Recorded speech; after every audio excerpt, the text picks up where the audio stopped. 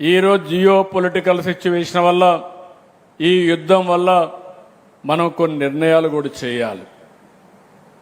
వేరే దేశాలపైన ఆధారపడకుండా నేను కూడా ఈ దేశం కోసం పనిచేయాలి, నేను కూడా ఆలోచించాలనే ఆలోచన మీ అందరికీ రావాలి. చాలామంది ఏం ఆలోచిస్తున్నారంటే, ఓకే పెట్రోల్ ప్రాబ్లం ఉంది, అది మీ సమస్య, డీజిల్ ప్రాబ్లం ఉంది, మీరేం చేస్తారో మీరు చేసుకోండి. అది కరెక్ట్ అయింది కాదు. దేశం ముఖ్యం, బాధ్యత ముఖ్యం. అందుకే ప్రధానమంత్రి గారు ఇచ్చిన పిలుపుని నేను మొన్నే చెప్పాను. 7-8 ప్రిన్సిపల్స్ మనం గుర్తుపెట్టుకోవాలి. నేను ఇప్పుడు చెప్పడం కాదు. వర్క్ ఫ్రమ్ హోమ్ అనేది ఇట్ ఈజ్ ఎ రియాలిటీ. భవిష్యత్తులో కూడా వర్క్ ఫ్రమ్ హోమ్ వస్తుంది.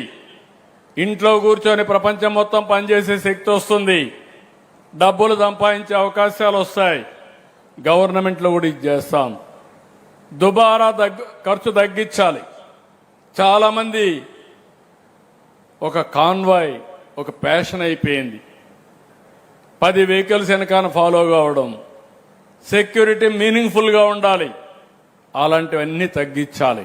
ఈ విధంగా మనం అన్ని రంగాల్లో మనం ఆలోచించే సమయం వచ్చింది.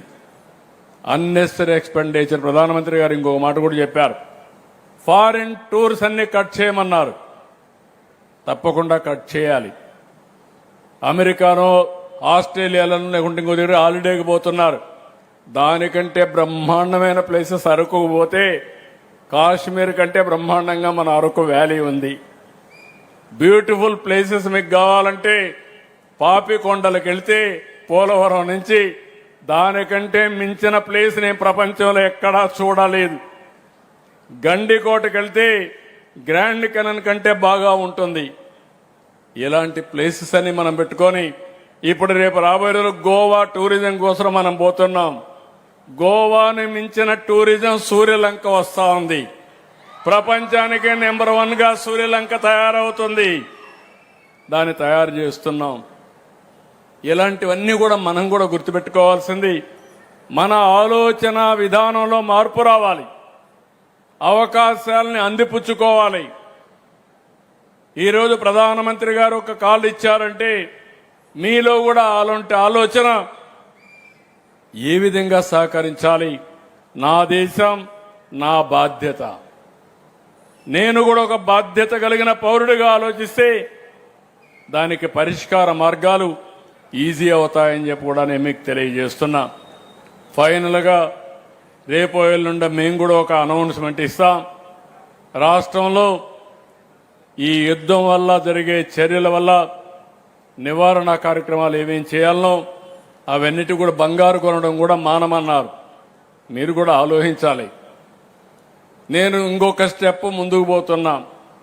కర్నూలులో బంగారు తయారు చేసే గని మన దగ్గరనే వచ్చింది.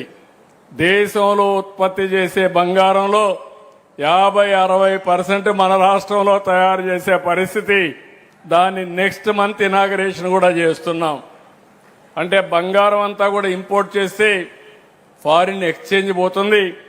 మన దగ్గరనే బంగారు ఉత్పత్తి చేసుకుంటే ఆ సమస్య కూడా ఉండదు. ఇలాంటి సెల్ఫ్ రిలయన్స్తో మనం ముందుకు పోవాల్సిన అవసరం ఉంది. దీనికి అందరూ సహకరించవలసిందిగా మరొక్కసారి కోరుకుంటూ అందరికీ నమస్కారాలు. జై హింద్, జై జన్మభూమి.